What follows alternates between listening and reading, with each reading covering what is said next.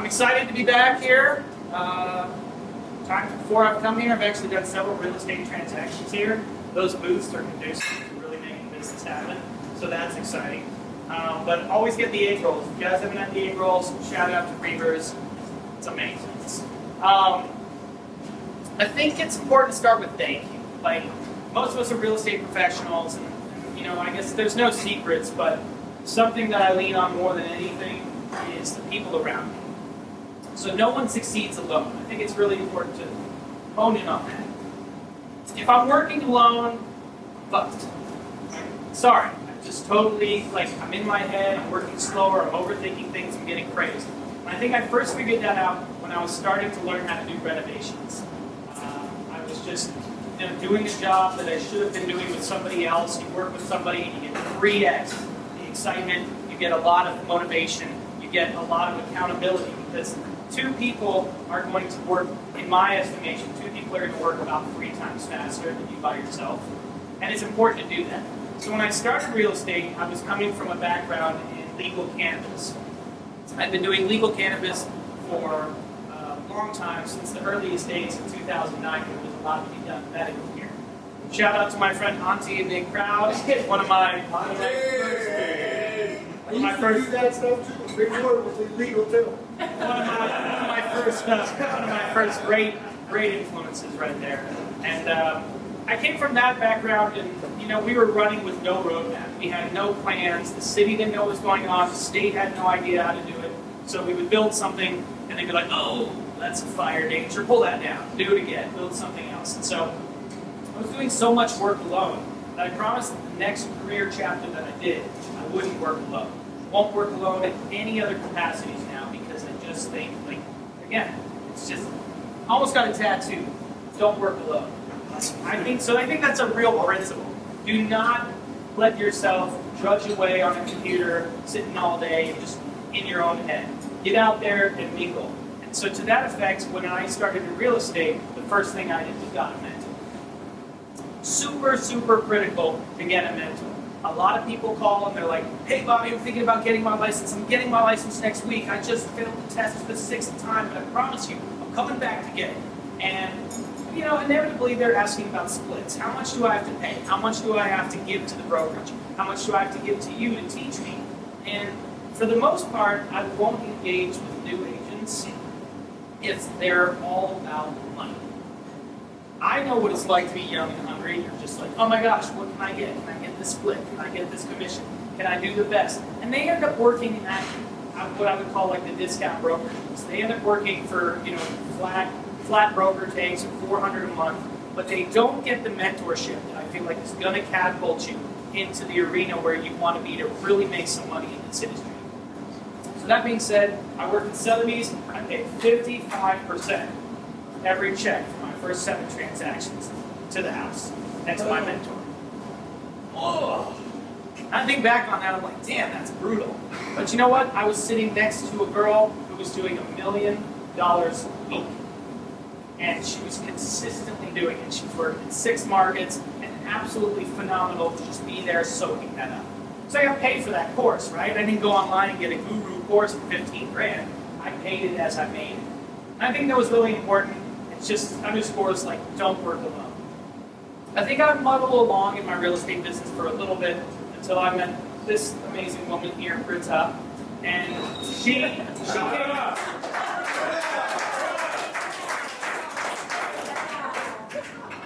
I can't say enough. She's absolutely like my right-hand woman. She organizes my brain. She somehow tackles the calendar. And on many occasions, she goes and picks up my kids so that I can make an appointment. One more. So, this is mindset. Mindset. My mindset is do not work alone. I'm going to say that that's a truism. We are better together, and there's a synergy that just happens. And I think that synergy kind of ties into the rest of real estate, because this is a people business. This is hand-to-hand combat. This is people helping people. This is not, I'm gonna get a stack of money and then I'm retiring. Peace out. That mentality is toxic. This place where we're from, this incredible city, has built us up to be what we are. And in a lot of ways, the idea that I'm just going to make a cool $5 million and check out, it's not. It's antithetical to the entire thing, because you can't make money without other people, and everything that you want comes from other people. And all of the things that we're trying to do, they happen because we're really legitimately helping other people. If I go back to the root of that mindset for me, that's super important. I don't want this to be a get rich quick, drive out of here in a Lamborghini and just peace out. That is, I think there's been too much cash grab, there's been too much focus on like, yeah, hell yeah, I'm gonna make a cool $1 million this year, real estate. No, stepping away from that. My GCI could be a lot higher. If only I chased $4 and $5 and $6 million houses. I was reading about $30 million house transactions in Aspen, Colorado today. Crazy. But you know, the thing is for me, and again, go back to who you are, the thing is for me is helping people. I want to do 5 sub $300,000 transactions a year. All right, so I'm going to get up here and say, hey guys, I'm looking for a lower price per sale. I'm really trying to grab at that, because those are the life changer moments, right? Those are the things that we do that really move the needle. Those are the people that stopped living paycheck to paycheck the moment they met you. Awesome, right? So that's what mindset means to me. It's just like, why am I doing this? And if I'm focused on an emotional connection, like an actual visceral way that I can help somebody, then I think that I will get better results than being focused on profit. Now, when I was in cannabis, I think this is interesting. I have a 2-year-old and a 5-year-old now, and I'm obsessed with this analogy. I have that little toy where you're trying to fit the different shaped pegs into the different shaped holes. I've been an entrepreneur since I was 10 years old, running a lawn mowing company. So I think like being able to take the star shape and try to cram it into the triangle shape, I've just been like that my whole life. I've always been trying to do that. And I think cannabis was that. I did a lot of work. I was working over 100 hours a week sometimes in that job. I mean, I was determined not to fail. But it was never the same connection between what I love doing and what I'm doing. I was there at the end of the day to hopefully become a marijuana millionaire. When that didn't pan out, I pivoted into the legalization campaign, and I spent my time working on advocacy, working on public policy, working with the groups to get that across the line. If you were around here in 2012, you saw me on the corner of 6th and Colorado in a cannabis leaf suit dancing most afternoons. They had us go up to like the Mitt Romney rally at Red Rocks and like run a pro-marijuana policy with 10 volunteers. Pretty rough to get that much anger. But you know, for the people that we met, there was always a few that connected with what we were trying to do, which was promote freedom to get the message out there. I was more aligned with legalization policy than I was with growing cannabis for profit. I mean, we grew a lot of amazing stuff, but at the end of the day, I hardly even smoked. It was a disconnect, mindset-wise, between what I was doing and where I wanted to go. And I think as it became legal, I became more disconnected from that because we were now moving away from medical and into recreation. And the medical part was the part that I loved the most. It was, you know, Aunt Judy and her 15 opioid pills per day, and getting off of those and getting into a ritual with cannabis that got her sober, got her back onto track, and kind of like, you know, seeing those kind of changes through the work that we had done with, I mean, it's a plant for crying out loud. Seeing the changes that we had done with that really brought me back to, okay, this is how I want to connect with helping people. So, going into real estate, I'm sitting in a basement, taking care of people's plants, you know, doing consulting work, just driving myself nuts, watering all day long, you're killing yourself, and I was like, and I just started getting obsessed with podcasts. I was just listening to any real estate podcast I could find, and I just listened and listened and listened and listened and read all the books and really engineered my escape. I got a chance to throw the 420 party in 2018. So a buddy of mine, him and I had been business partners early on. He opened a dispensary. It went ape shit. You know, 1 million people in the first 4 months. Really cool time to be part of this. But I was like, I don't want to do this. I want to throw that party. So started hanging out at Wellington Web Building in downtown Denver. If you Google me now, it still says marijuana mogul. I'm trying to distance from that a little bit. But hanging out at the Wellington Web Building, and I'm down there we camped in front of that building for over 30 days with a round-the-clock rotation of our dispensary employees staying there to get this permit the day that it came out. And fast forward to the end of it, I was in there and I was just like, oh my goodness, what am I doing here? And I was taking sidelines. We were there all day. So I was going up to the building department and I was like, what's the worst thing you have to read? And they were like, we think it's the Denver zoning code. And I'm like, the Denver zoning code, huh? And it's this fat book. And I'm like, all right, give it to me. And this lady obligingly printed me out like 300 pages of the Denver zoning code. I was like, great, I'm going to get into that. I started making friends at the counter and talking to these guys. Because during my time with the grow operation, I had to be down there interfacing with the city to figure out what's going on with how I can do this. What does the process look like to build a greenhouse? What does it look like to build a duplex? What does it look like to... And so that, I just started getting... It was so bad, my wife's asleep, and I'm up reading the freaking zoning code. I mean, there was a problem. I had to nip it in the bud. So I was like, I'm going to become a realtor. Fast forward back to that segue, though. Fast forward back to that segue. It's like, I got a chance to throw that party.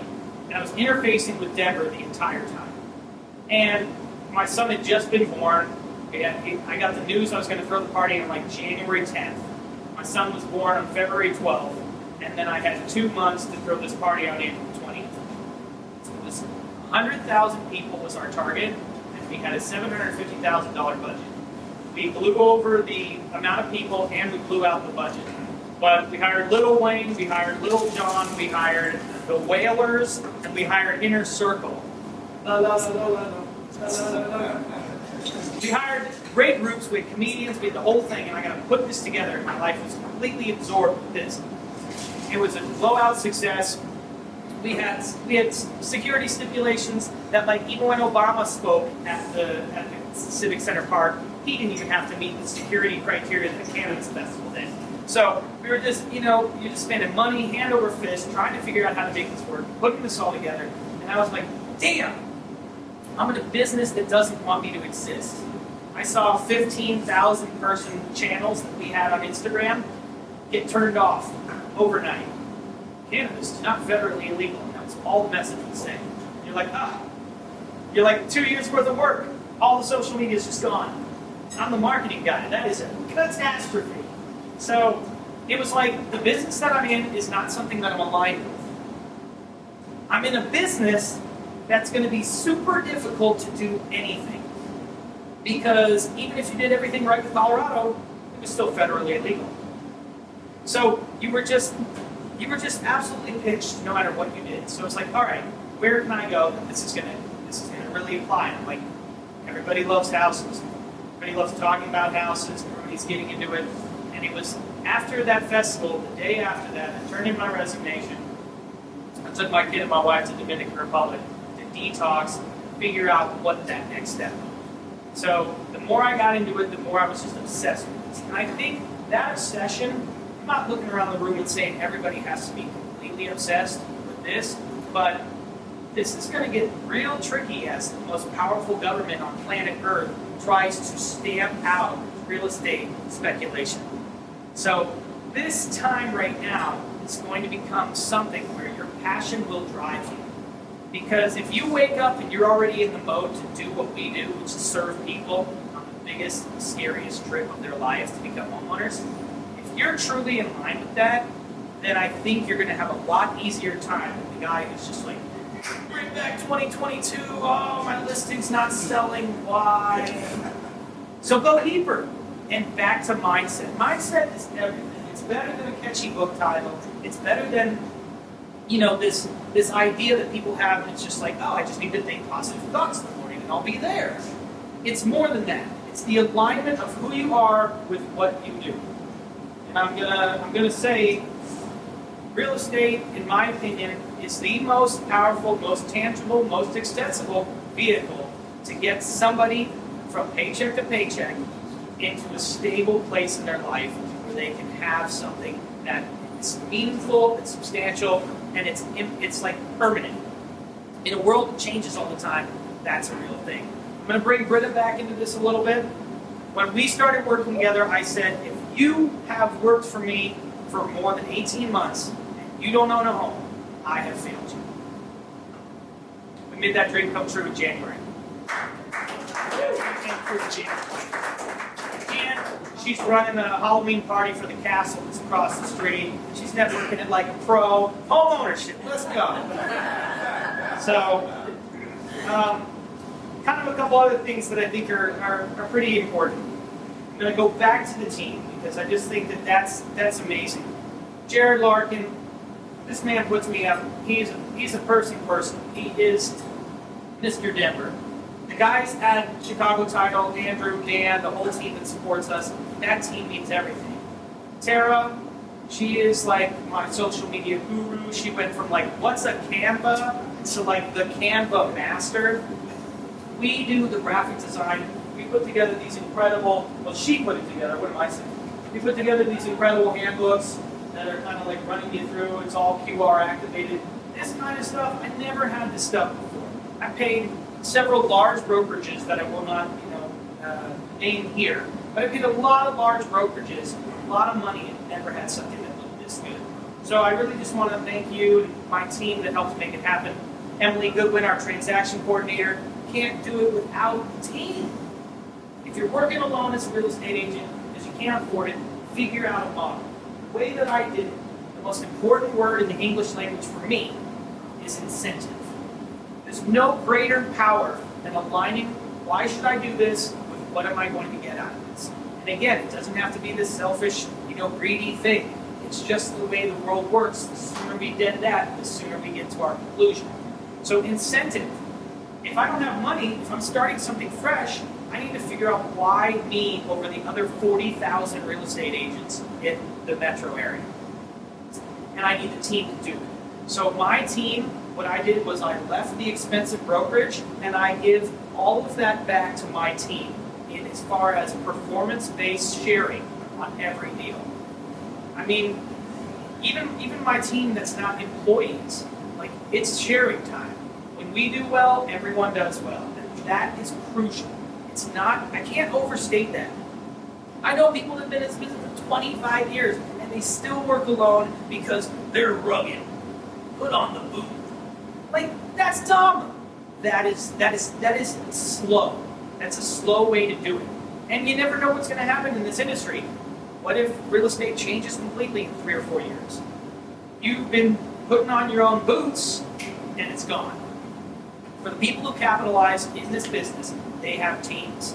They have people around them, they're supported, and it's a love fest. And it should be, because we're helping people, so why not surround yourself with people that you get to help every day? I just truly, mindset of a rugged individual real estate agent climbing to the top of the mountain and rappelling down and selling a $30 million house in Nashville. That's bullshit. It's bullshit. You can't do it alone. You can, but then, now you're like, oh, this fix and flip's taking me 5 years. Like, sorry. I should have put this on Do Not Disturb. I apologize. All right, so, I just want to give the shout out to the team. You guys are absolute rock stars. Thank you for putting this on. It means a lot. I mean, it's like, the last thing is the brokerage, okay? I went from corporate brokerage, big ass brokerage. This brokerage is based in this state, and they've got shareholders to please, but you're going to get the stock. The stock's going to be worth 80% less in 10 years. Oh, that turns out it was 3 years. Like, wherever I'm coming from, it's like, oh my goodness, I just need to get back to what I am. So be aligned with who you are and be aligned with what you are. I'm a Denver born and bred kid. Shout out to mom and dad. Give me the lottery winning the lottery, being born and raised in Denver. It's incredible. We're like unicorns at this point. I don't ever use the term native. I like townie. Townie is way better. So fuck native, don't use that anymore. It's too much baggage. But, so as a Denver townie, I think it's really, really important. It's important to kind of like dive back into who you are.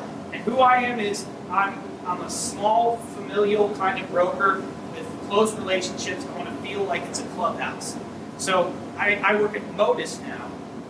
And this is a 60 broker affair based in Sunnyside. We are Denver through and through. There is no corporate shareholder outside trying to make us sell more this month or whatever. These guys are building 200 to 300 units a year. These guys are incredible self-made people out of Iowa of all places. I don't know anyone from Iowa until now. I know like half the state. But like, they're just awesome. It's mentorship, it's brotherhood, it's hard working, it's creativity, and they know how to do everything. So it's asked the question before the meeting, oh, Bobby, you're buying a 6-unit building and you're dividing it. How does that work? And I'm like, honestly, I don't know. But Modus does. So, join the people, be part of the thing, move in the direction where you want to be. Be aligned with who you are and keep it super authentic. Alright? So, teamwork does make the dream work. Alright? I gotta go get my kids. Bye! Say bye! See, you should have called the assistant. Go get the kids. I'm playing. Okay, so teamwork makes the dream work. It's not a secret. A great team. Inspire them, empower them, enrich them. We can all have fantastic businesses together, helping people help people. Alright? So I'll throw a quote in. Why real estate? Andrew Carnegie said that 90% of all millionaires were made through the vehicle of real estate. There's so much leverage, there's so much creativity, you have so much control. Any other investment class that I know of, I'm putting my money into something that has been bulletproof for 130 years. Good luck. Watch it run. And it's no small thing to do that. I hope the IRAs work out. I hope the 401ks work out. I hope that the stock market continues to have 9% returns year over year forever. But I don't have any control if the CEO went on an affair and the stock tanked. I don't have any control over what's happening in the international markets or what's happening with cryptocurrency or any of that. So getting back to what can I do in my life, I can pick up a paint roller. I can roll some paint. What can I do in my life? I was just talking to Brian back here. What do? I turn 2 bedrooms into 3 bedrooms. Holy shit, that's so simple. It's not, I don't have to wait for 13 derivatives to kick over for this thing so I can get paid. I take a sunroom and I turn it into a primary suite. Awesome. That attached garage sucks. Make it a living room. That's where it starts. For me, it started with how can I get creative and use, again, the alignment of who I am and the skills that I have. How can I use those to my advantage? Because I got to play my game, right? I am 5'5". I am not playing their game. It does not work. I got to play this game, right? So be true and intrinsically line yourself up with who you are. On that note, I found myself door knocking in 2012. My wife's like, you've been talking about this, we were just engaged at the time. You've been talking about going around and door knocking for real estate forever. When are you going to shut the fuck up and actually do it? Well, I guess right now, because you're hounding me about it. Printed up little 3x5 cards, said I'm an entrepreneur. I was broke. I'm an entrepreneur, and she's a resident doctor trying to figure out how to get through that system. We had zero money and not a whole lot of anything on paper. But we went out. We knocked on doors for an entire weekend. We found 3 houses. It's amazing. 2012. Knocked on a door. Luckily, she knocked on the door of the house we ended up buying because he would have just slammed the door in my face in this home. Hey, are you or anybody you know interested in selling your home directly to somebody? Not an investor, just a person who actually wants to live in here? A few blocks from my high school, East Angels. But Halo, that's right, get it. There's always one.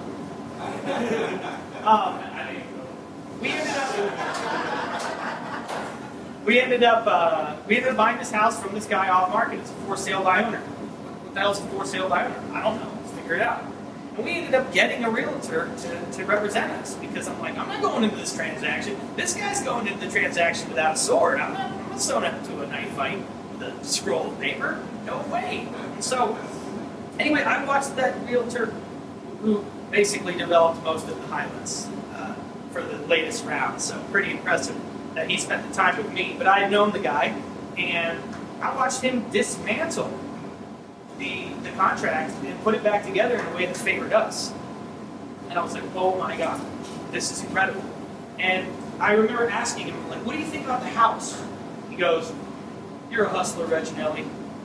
That's all he said. I was like, cool. So we ended up getting a house.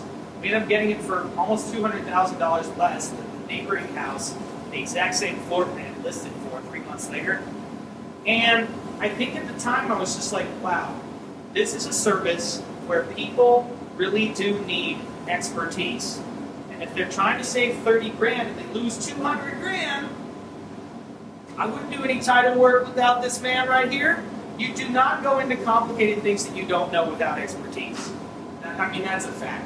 And so that was the first time that I saw what would later become this career. Getting super excited about what that looked like, I also saw that I could take my cannabis grow operation building skills, whatever those were, and apply those to the dirt floor basement of this house. Spent a year, checked out from everything, spent a year with a buddy of mine who's a contractor, built this basement into a rental that has now been full for 10 years without a break. This rental at this point has paid off the house. What? I made minimum wage working as an entrepreneur in the cannabis industry. You're telling me my basement paid off the house? I was hooked. So back to mindset again. I like control, and I like to use my skills. I'm not above digging a sump pit. I'm not above literally digging the hole where a machine will flush your toilet into the pipe in the rest of the house. I need to learn how to do it so that now I can run teams that do it. And what do you think I have? Do I have 5-10 minutes? Sure. Just keep going. What do you need? 5-10? Keep rocking. So we'll cut that out. Post edit.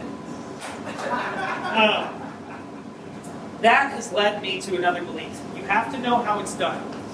I spent a lot of time in that basement working alone. It sucked.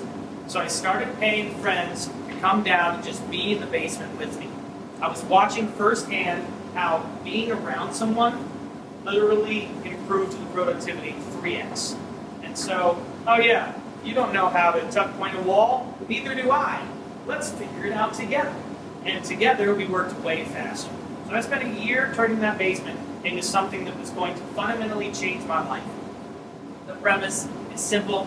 You guys get it, but I think it's very much worth stating. Your largest expense for every American, with few exceptions, is where you sleep. Your cost of living in your residence is the highest expense for most people. And we're starting to see now with rentals, it's eclipsing 50%. There used to be a rule that you couldn't spend more than 30% of your income on your place where you live. Otherwise, you would be, hard pressed at build time to really make things happen. They've boosted that up to 50% now in some situations. That's a scary proposition. You're spending 50% of everything you make after tax on where you live? Right? Gotta figure it out. And housing has gotten more expensive. I mean, my father purchased a house for something around $30,000 in Denver, in Park Hill. How did we get there? You know what I'm saying? Like, I used to think, wow, we're all going to live in $1 million houses. And we do. Every single 3-bedroom house is on its way to being $1 million. That is a wild proposition.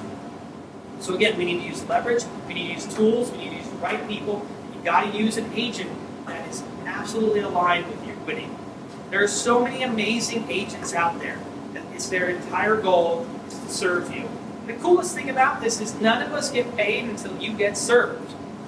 The title, the lending, the TC, the people doing the back work, everybody on the team, nobody gets paid unless you get into the house that works. I think it's super crucial to align yourself with why you're doing it. And if helping people is something that you love to do, I think you're going to be great for this entire economic kind of moment that we're having. So, a couple things, and I'm going to leave you in the amazing hands of Sergio. It's been a real inspiration to me since I became an agent. I really watched, again, it's not about money. It's about having a great 360-degree life. And I mean, I don't really think that we need to be told that.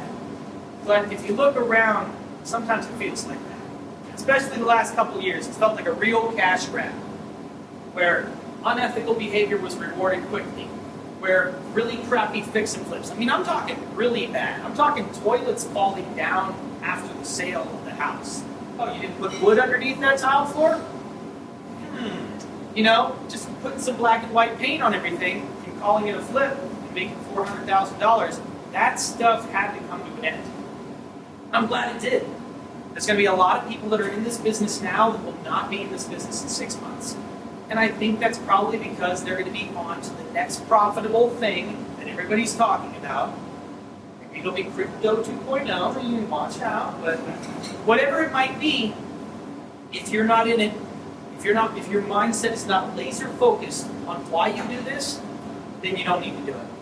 I have a couple of friends who are like, oh, Bobby, you've got some great rentals. You've got some great stuff going on. You've got 2 kids. You're busy as hell. Stop working. I think that too, but it's a team thing. I got a team to take care of. I got a brokerage that I'm part of. We got great ideas going. We might have to pivot our strategy depending on market cycle, but we keep ourselves aligned directly with why we do this. This is because we get an absolute electrical volt out of helping people succeed. And to date, I think it's pretty cool to share this. I've helped almost 150 clients at this point, 4 years into this business. It's 150. Great. Come on.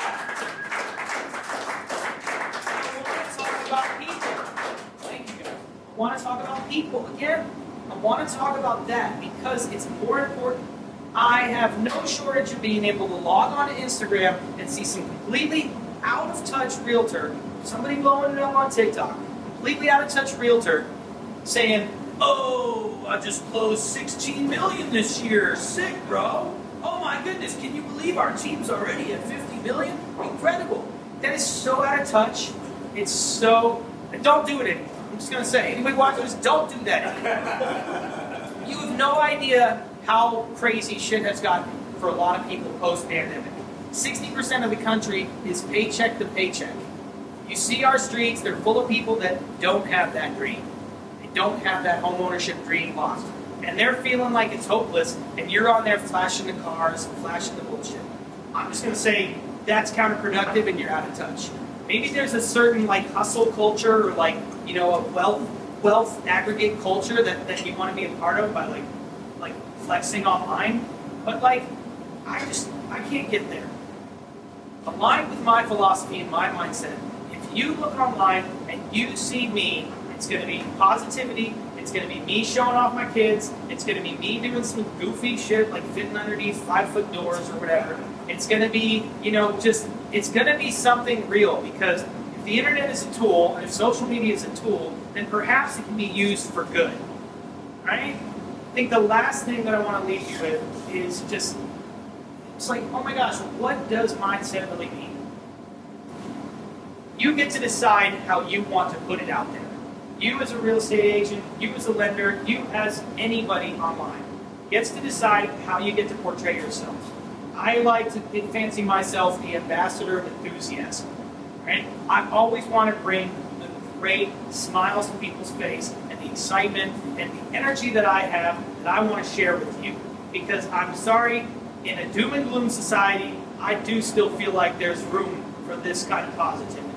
And I think probably 2 things that I was recently just struck by that really, really stood with me for that. I helped a client. She was a single mother, still is. She's a single mother, works at a nonprofit, Latina woman. She's absolutely incredible. I do a decent bit of my business in Spanish. It's really exciting to work with these cultures. And we have thousands and thousands of people coming here and and they need the same help as anybody else. And so being able to work with that population is just so amazing to me.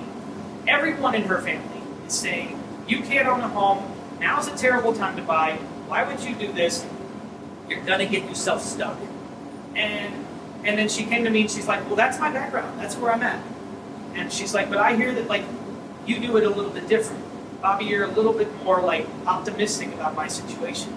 We looked at her on paper and it's like, oh, you have no business buying a house. That's the internal monologue. You have no business buying a house on paper. That's what the bank had told her too. But I'm not going to go there. If you want it and you're really going to put in the work and be disciplined about the process, you'll get there. And so what we did was we opened up all of our knowledge on what programs are available. We found a program through the city of Denver, a government subsidized program to turn around home ownership. We got her $25,000 of city money. At $25,000, it went to pay off her down payment completely. It covered her earnest money completely. We got her fixes and repairs applied through an escrow holdback. Shout out to our title company for making that possible. And we finally also got 14 months of the HOA prepay. So the single mom is moving into this apartment. She's a 2-bedroom condo now in Lakewood. She's moving in. She's finally got a place that she'll never have to move from if she doesn't want to. She did it with no money out of pocket. She is categorically unable to do this level of life-changing stuff. And yet, we did it. And I think it's because a lot of people on this road had told her no. And a lot of people on this road had also told her that they don't work for less than $300,000 houses. They won't sell a low-priced house. They're not going to put in the work, and they're not going to go see all these, places that aren't expensive enough to be worth their time.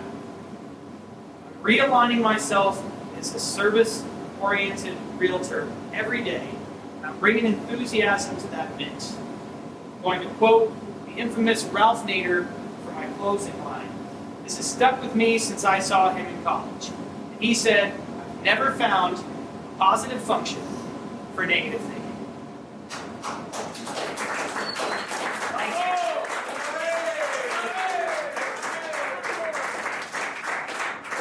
Thanks, guys.